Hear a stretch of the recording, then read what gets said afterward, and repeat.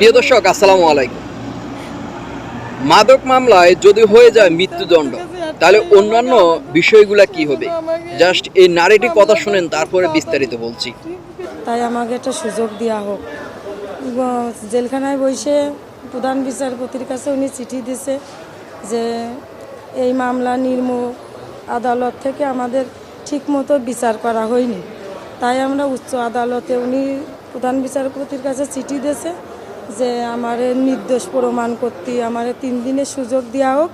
আমি নিজেই নির্দোষ প্রমাণ করব। আমার পক্ষে কোনো উকিল ছিল না আগেও, আমি খুব গরিব মানুষ, তাই আমাদের একটা সুযোগ দেওয়া হোক।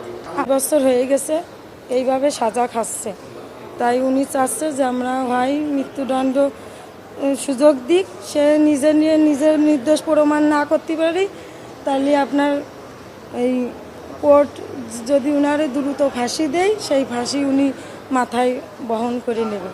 আমি খুলনা কোর্টের সামনে আমি এবং আমার মা ডিম বিক্রি করে আমরা চলি। আমরা খুব কষ্টে জীবনযাপন করি আমার এইটুকু মেয়ে নিয়ে। প্রধান বিচারপতির কাছে একটাই আমাকে আবেদন, সেজন্য আমাকে এই মামলাটা খুব তাড়াতাড়ি ঠিক বিচার করার সুযোগ দেয়। প্রিয় দর্শক, এই নারীর স্বামীকে কি একটু সুযোগ দেওয়া প্রয়োজন, বা সুযোগ দেওয়া দরকার, বা সুযোগ দেওয়া হোক? আপনার মতামত অবশ্যই কমেন্ট বক্সে, আর ভিডিওটা পারলে শেয়ার করে দিবেন। এই নারীর স্বামী মাদক মামলায় মৃত্যুদণ্ড আসামি 4 থেকে 5 বছর ধরে সে সাজাপ্রাপ্ত। এই জেলখানা থেকে ওই কারাগারে, এই কারাগার থেকে ওই কারাগারে, এই আদালত থেকে ওই আদালত ঘুরে বেড়াচ্ছেন। এই নারীর কথাতে সে তার বাচ্চাকে নিয়ে অসহায়ভাবে জীবনযাপন করছেন, সিদ্ধ ডিম বিক্রি করে পেট চালাচ্ছেন, আর তার স্বামী জেলখানায়, কারাগারে। কি মাদক ব্যবসা বা মাদকের সাথে জড়িত ছিল,